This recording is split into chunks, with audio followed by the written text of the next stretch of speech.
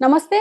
So, betting apps గురించి ఎంత మాట్లాడుకున్న కొద్దీ ఇంకెక్కువ ఇన్ఫర్మేషన్ బయటికొస్తూనే ఉంది. ఈ వీటి రూట్ కాజ్ కనుక్కునే ముందుగానే ఎంతోమంది ఇన్‌ఫ్లుయెన్సర్స్ అంటే ఒక పక్క యూట్యూబ్ ఇన్‌ఫ్లుయెన్సర్స్, యాంకర్స్ వీళ్ళందరే గాకుండా పెద్ద పెద్ద స్టార్‌లున్నారు అని జెప్పేసి మనం మొదటి నుంచి మాట్లాడుకుంటున్నదే.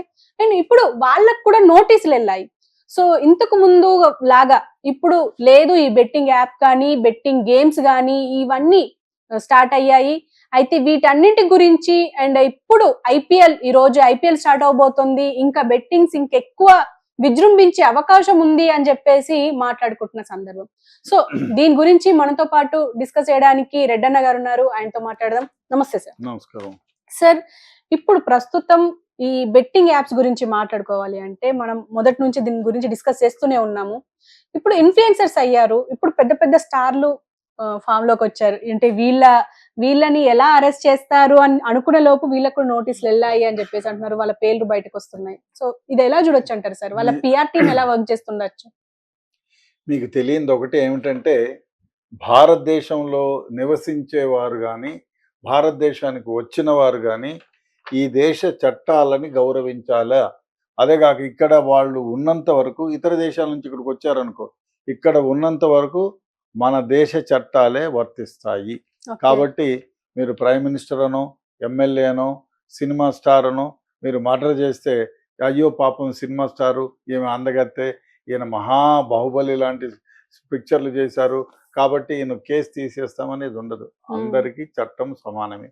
చట్టం ముందు భారతదేశంలో ప్రతి ఒక్కళ్ళు, భారతదేశంలో నివసించేవారు కానీ, భారతదేశానికి విజిట్ చేసినవాడు కానీ, వీళ్ళందరూ చట్టం ముందు సమానమే. ఓకే. కాబట్టి విఐపీలు కానివ్వండి, సినిమా స్టార్లు కానివ్వండి, కోటీశ్వర్లు కానివ్వండి, రిక్షా దొక్కునే నిరుపేదవాడైనా చట్టం ముందు అందరూ సమానమే. ఓకే.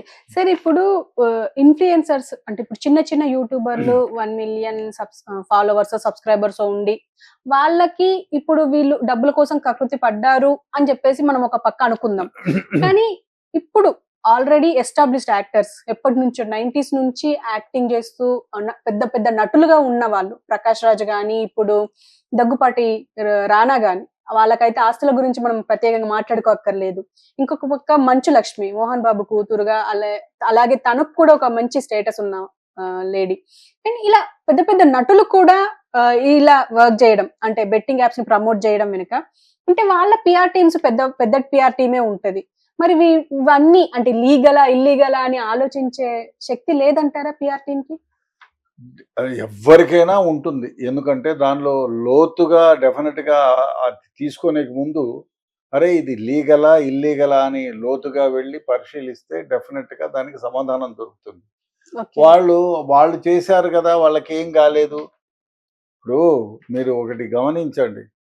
ఒక ట్రాఫిక్ సిగ్నల్‌లో గ్రీన్ లైట్ పడకున్నా రెడ్ లైట్ పడితే కూడా అక్కడున్నోడు ఒకడు పోతే వాడిని చూసి ఇంకో 10 మంది వెళ్ళిపోతారు. అవును. సో, అదే పరిస్థితి మనకి సెలబ్రిటీల విషయంలో గానీ, ఇంకోళ్ళ విషయంలో గానీ. ఒకళ్ళు పెట్టి చేశారు. ఇంక నాకంటే అంత పెద్దవాడు చేశాడు. ఒకవేళ తప్పైతే ఆయన చేసేవాడు కాదు గదా! కాబట్టి ఆయన చేశాడు కాబట్టి మనం చేద్దాం. సో, అట్లా ఏదో ఆహ్, ఏదో ఈ మాట అనొచ్చునో అనకూడదు గానీ, ఒక దున్నపోతు సైడ్‌లోకెళ్ళిపోతే అన్ని దున్నపోతులు దాన్ని రాసుకుంటూ పోతాయి. So, okay. ఆ విధంగా తయారైంది. వీళ్ళు డబ్బులున్న వాళ్ళు కొందరున్నారు. పేరు ప్రఖ్యాతులున్న వాళ్ళు కొందరున్నారు. సో, వీళ్ళకి ఈ చిన్న డబ్బుతో అవసరం లేదు. మీలాంటోళ్ళు ఇంకా చిన్నవాళ్ళు అరే డబ్బులు లేవు, రూ. 10 సంపాదించుకొని ఇంకో పెద్ద ఛానెల్ పెట్టుకుందామనో, ఏదో తెలియకనో చేసినారంటే దేర్ ఈజ్ ఎ మీనింగ్. పెద్ద పెద్ద డబ్బులు ఇప్పుడు డబ్బు ఎవరికి చేదు? ఇంకో విషయం చెప్పనా? మీరు పూటకోళ్ళమ్మ దగ్గరికి పోయి, అమ్మా ఈ అన్నం తిన్నాను, ఆకలిగా ఉంది అన్నం పెట్టమంటే, అరటిపండోని దగ్గరికెళ్ళి, అయ్యా ఆకలేస్తుంది, షుగర్ డౌన్ అయింది, అరటిపండు ఒకటి అంటే, వద్దులేండి సార్ తినండి అని అరటిపండు ఇచ్చి, రూ. 10 ఇస్తే వద్దులేండి సార్ ఉంచుకోండి అంటారు. అదే మీరు 5 స్టార్ హోటల్‌కి పోయి ఏదన్నా తిని డబ్బులు లేదంటే ఆడ కట్టేస్తాడు. మీ దగ్గర ఉండేది వస్తువులు తీసుకుంటాడు. వాడికి డబ్బులున్నాయి. కోట్లలో, లక్షల్లో సంపాదిస్తారు. కానీ వాడు ఈడు. ఒక అరటిపండు ఈడు, ఒక గ్లాసు మంచినీళ్ళు కావాలన్నా ఓ 20, రూ. 50 అంటే రూ. 100 చేస్తాడు. అదే తారతమ్యం ఇక్కడ. డబ్బులున్నోడికి ఇంకా డబ్బులు ప్రూవ్ చేద్దామనే ఉంటుంది గానీ, నాకింత డబ్బుంది, ఇట్లాంటి పిచ్చి వ్యవహారాలతో నాకెందుకు అని ఆలోచన రాదు. Okay. So this is the smallest example for you. Okay. Sir ఇప్పుడు ఈ బెట్టింగ్ యాప్స్ ని ప్రమోట్ చేసే ముందు అంటే వాళ్ళకు తెలుసో తెలియకో చేశారు అని చెప్పేసి కొంతమంది వాదన. అంటే ఇప్పుడు ఈ ఇన్‌ఫ్లుయెన్సర్స్ గాని, యాంకర్స్ గాని అంటే మీరేమంటారు? వాళ్ళకి తెలియకుండానే ఇవన్నీ చేశారంటారా? ఇంతవరకు వాళ్ళు చెప్పేది అదే, మేమేమి పరిశీలించలేదు, అందరూ చేస్తున్నారు కాబట్టి మేము చేసామని. హ్మ్. అంటే గుడ్డిగా మీరు చేశారు కాబట్టి ఇప్పుడు ignorance of law is no excuse. మీరు ఓకే. తెలిసి చేసినా తెలియకపోయినా అదే కానండి. నేను కత్తి తీసుకొని అలా ఊపుకుంటూ పోయాను, ఆ అమ్మాయి తల అక్కడికి వచ్చింది, తగిలితే చచ్చిపోయింది, నన్ను ఏం చేయమంటారు అంటే ఎలాగా? ఓకే. కాబట్టి మీరు తెలిసి చేసినా తెలియక చేసినా తప్పు తప్పే. చట్ట ప్రకారం మీరు శిక్షార్హులు. కాబట్టి ఓకే. చట్టం మిమ్మల్ని మీకు డబ్బు ఉందనో మీరు తెలియక చేసినారనో మిమ్మల్ని గౌరవించదు.